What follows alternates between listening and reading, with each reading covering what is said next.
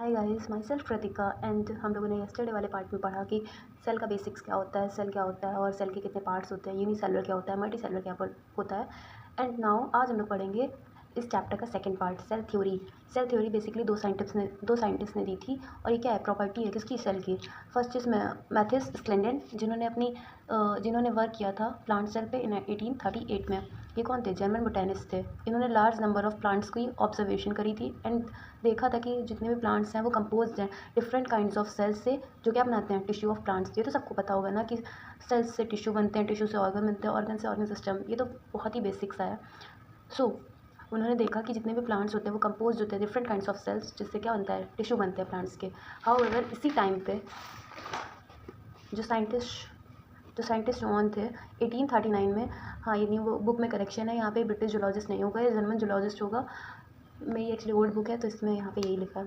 तो उसी टाइम पे, जिस टाइम पे स्लेंडन काम कर रहे थे, उसी टाइम पे 1839 में स्वॉन्स, जो क्या थे, जर्मन जूलॉजिस्ट थे, वो स्टडी कर रहे थे एनिमल सेल्स की। उन्होंने बताया कि जो सेल के आउटसाइड एक थिन लेयर होती है, जिसे हम लोग क्या बोलते हैं, प्लाज्मा मेम्ब्रेन।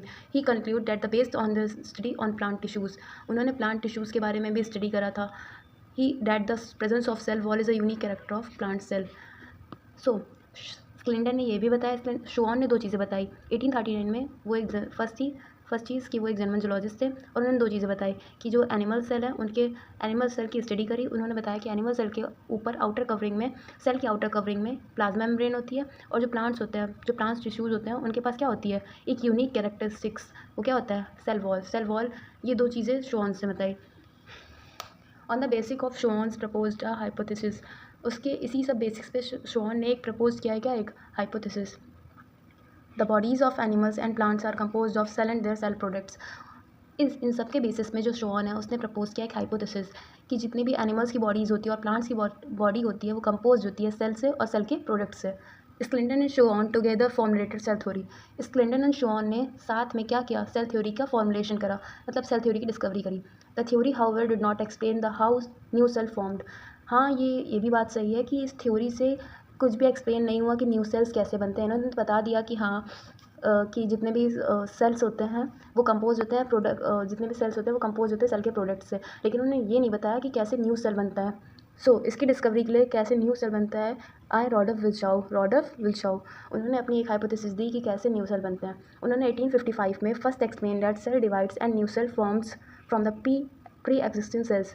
रॉडल्फ विल्शाउ ने कहा कि 1855 में जितने भी सेल्स होते हैं वो अपने न्यू सेल्स कैसे बनाते हैं, प्री एग्जिस्टिंग सेल से, यानी कि जो भी पुराना सेल होगा उससे ही उसका नया सेल बनेगा।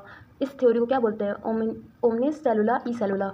इस हाइपोथेसिस को बोलते हैं ओमनिस सेलुला ई सेलुला। ये किसने दी थी, रॉडल्फ विल्चाउ ने, किसमें, ईयर 1855।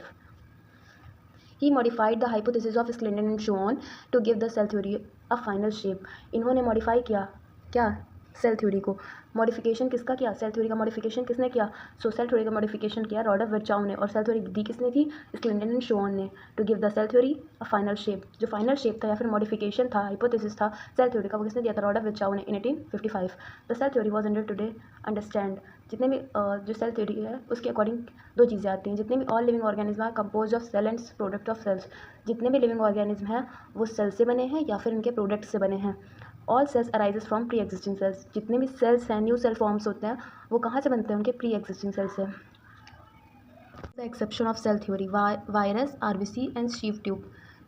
सो नाउ आज का सेकेंड पार्ट जो था सेल थ्योरी वो कंप्लीट हो चुका है। अब हम लोग next part an overview of cell, वो हम लोग कल डिस्कस करेंगे। ओके।